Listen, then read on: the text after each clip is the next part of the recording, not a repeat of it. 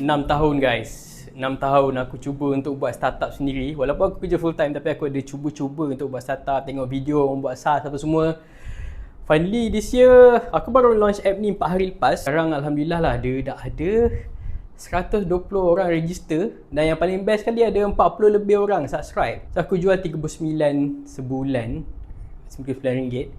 Aku tunjuk kat korang apa yang aku tengah build. So ini video day to day life startup founder, startup owner. Hari ni hari Ahad, aku kerja juga. Aku nak cerita sikit lah apa day to day life kan. Sebelum nak cerita day to day life, ni startup atau SaaS yang aku tengah bina produk. Nama dia SiteGen. So produk ni dulu dia orang build AI agent dan embed chatbot tu dekat website orang. Tapi aku dapat satu signal yang lepas aku interview beberapa orang, ramai lagi tak tahu pasal AI agent. So aku pivotkan platform ni kepada jadi education platform.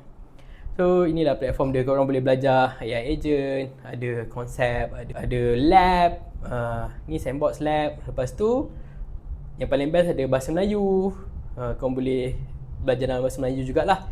Sesuai untuk semua, beginner, student, lecturer, orang tua, sesiapa yang nak belajar pasal AI boleh pergi kat sini. So tunjuk korang stats sikit lah. Okay, ni stats hari ni kita ada 156. Hari ni kita ada 5 new sign up guys. Total user 156. Subscriber kita ada, tak nampak email, nanti saya blur email lah, 42.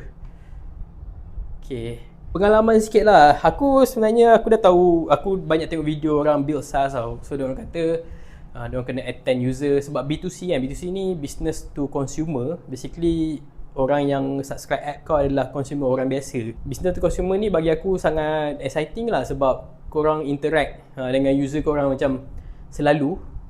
Aku banyak tengok video orang buat macam group private Discord lah apa semua kan. So diorang interact dengan user diorang. Aku jadi excited gila lah. Send out marketing email apa semua, update app update, record video. Tu memang apa hari-hari aku dah buat pun. So macam best gila. Kita ada juga private Discord group. Korang boleh send feature request semua direct kat sana. So hari tu ada orang request bahasa Melayu. So aku pun buat announcement lah kan, minta ramai bahasa Melayu ada. Aku boleh attend cepat lah. So ada orang report bug apa semua. So aku enjoy gila buat benda ni. So kat korang yang macam nak ajar pasal AI agent, boleh check out sitegen.com.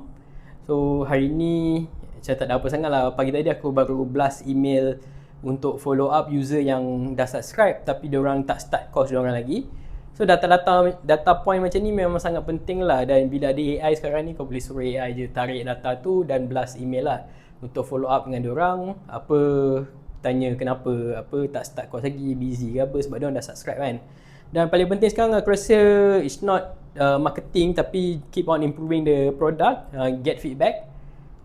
Semalam kemarin aku actively reach out dekat semua user, mostly lah, dan dekat group juga aku announce boleh tak dapatkan beberapa feedback, kenapa dia pakai platform tu, nak belajar, of course lah semua nak belajar AI agent kan, dan dia punya onboarding dekat app tu okey ke tak, apa semua.